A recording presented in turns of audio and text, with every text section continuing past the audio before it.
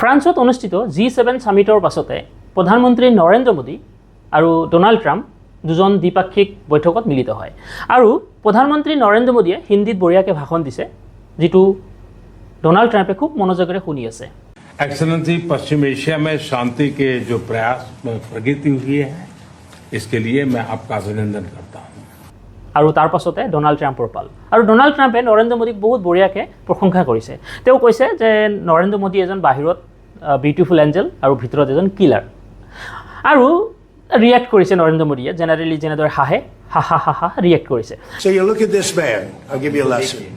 He's the most beautiful looking man. He looks so nice. He's like an angel. But actually, he's as tough as he's a killer. I don't want to, he's a killer.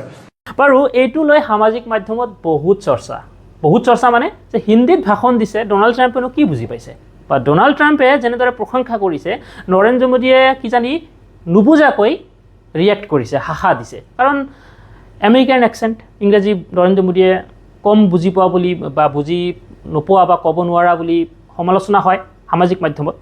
বাৰু যি কি নহওক আজি আমাৰ বিষয়টো হৈছে এই যে দুখন দেশৰ নেতা যেতিয়া মিলিত হয় বা কেইবাখনো দেশৰ নেতা যেতিয়া বৈঠকত বহে বা ৰাষ্ট্ৰসংঘত যেতিয়া বহে তো এজনে আনজনৰ ভাষা কেনেদৰে বুজি পায় বিহাইণ্ড দ্য চিন আজি আমি সেই টেকনিকেল কথাখিনি ভিডিঅ'টোত আলোচনা কৰিম।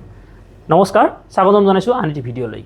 নৰেন্দ্ৰ মোদীয়ে হিন্দীত ভাষণ দিছে ডোনাল্ড ট্ৰাম্পে কেনেদৰে বুজি পাব এতিয়া চাওক। দুয়োজন নেতাই লগত ইণ্টাৰপ্ৰেটাৰ লৈ গৈছে অৰ্থাৎ ইণ্টাৰপ্ৰেটাৰ হৈছে এজন ব্যক্তি যিয়ে অনুবাদ কৰি দিয়ে এটা ভাষাৰ পৰা আন এটা ভাষালৈ। মানে নৰেন্দ্ৰ মোদীয়ে যিজন ইণ্টাৰপ্ৰেটাৰ লৈ গৈছে এজনো থাকিব পাৰে বহুকেইজনো থাকিব পাৰে। তো সেই ইণ্টাৰপ্ৰেটাৰে কি কৰিছে ডোনাল্ড ট্ৰাম্পে ইংৰাজীত দিয়া ভাষণটো হিন্দীলৈ অনুবাদ কৰি দিছে বা আপোনাৰ নৰেন্দ্ৰ মোদীয়ে দিয়া ভাষণ হিন্দী ভাষণ ইংৰাজীলৈ অনুবাদ কৰি দিছে। ডোনাল্ড ট্ৰাম্পে যিজন ইণ্টাৰপ্ৰেটাৰ আনিছে সেইজনে সেই কামটো কৰিছে। এতিয়া কেনেদৰে কাম কৰিব বিহাইণ্ড দ্য চিন কেনেদৰে কাম কৰিব চাওক। উদাহৰণস্বৰূপে আমি যদি ক্ৰিকেট খেলৰ কথাকে বিবেচনা কৰোঁ ষ্টেডিয়ামত যেতিয়া খেল চলি থাকে তেতিয়া ষ্টেডিয়ামত ভিতৰত কিছুমান ষ্টুডিঅ' সদৃশ কিছুমান চাউণ্ড প্ৰুফ ৰুম থাকে মানে কমেণ্ট্ৰি কৰাৰ কাৰণে কমেণ্টেটৰসকল তাতে বহি লাইভ কমেণ্ট্ৰি কৰে। এতিয়া চাওক যেতিয়া দ্বিপাক্ষিক বৈঠক বা আন্তঃৰাষ্ট্ৰীয় নেতাসকলৰ মাজত যেতিয়া বৈঠক অনুষ্ঠিত হয় সেই হলবোৰত কিছুমান চাউণ্ড প্ৰুফ ৰুম থাকে য'ত ইণ্টাৰপ্ৰেটাৰ থাকে মানে টেকনিকেলি ডিজাইন কৰা হয়। মানে নেতাৰ কাণত থাকে এটা ইয়াৰপিচ যিটো আমি ব্যৱহাৰ কৰা এয়াৰবাডতকৈও সৰু কাণত খুব সৰু এটা এয়াৰপিচ লগোৱা থাকে। हम भारतीयों का टेम्परामेंट हम भारतीयों का टैलेंट जिस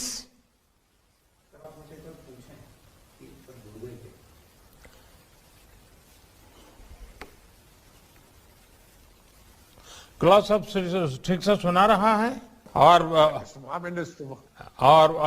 हमारा इंटरप्रेटर की आवाज भी पहुंच আৰু মাইক থাকে ভাষণ দিয়া কথাখিনি মাইকৰ জৰিয়তে ইণ্টাৰপ্ৰেটাৰৰ ৰুমত গৈ পায় আৰু ইণ্টাৰপ্ৰেটাৰে লগে লগে সেইটো ট্ৰেন্সলেট কৰি দিয়ে আৰু ট্ৰেন্সলেট কৰি দিয়া কথাখিনি আকৌ নিজৰ ভাষাত নেতাৰ কাণত লাগি থকা ইয়াৰ পিছত সেইটো বাজি উঠে। ডোনাল্ড ট্ৰাম্পে ইংৰাজীত দিয়া ভাষণ নৰেন্দ্ৰ মোদীয়ে লৈ যোৱা ইণ্টাৰপ্ৰেটাৰে অনুবাদ কৰি দিয়ে হিন্দীত যিটো নেকি নৰেন্দ্ৰ মোদীৰ কাণত থকা ইয়াৰ পিছৰ জৰিয়তে তেওঁ শুনা পায় আৰু এনেদৰে সহজ হৈ যায় কথাখিনি।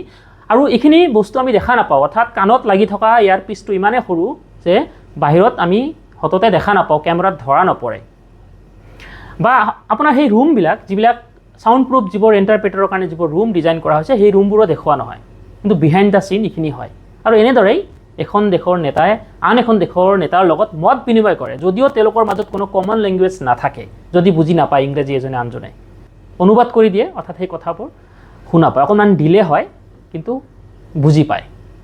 তো এয়াই আছিল বিহাইণ্ড দ্য চিন টেকনিকেল কথা যে দুখন দেশৰ নেতা মিলিত হ'লে এজনে আনজনৰ কথা কেনেদৰে বুজি পায়। লগ পাম পৰৱৰ্তী ভিডিঅ'ত। ধন্যবাদ। জয় অসম।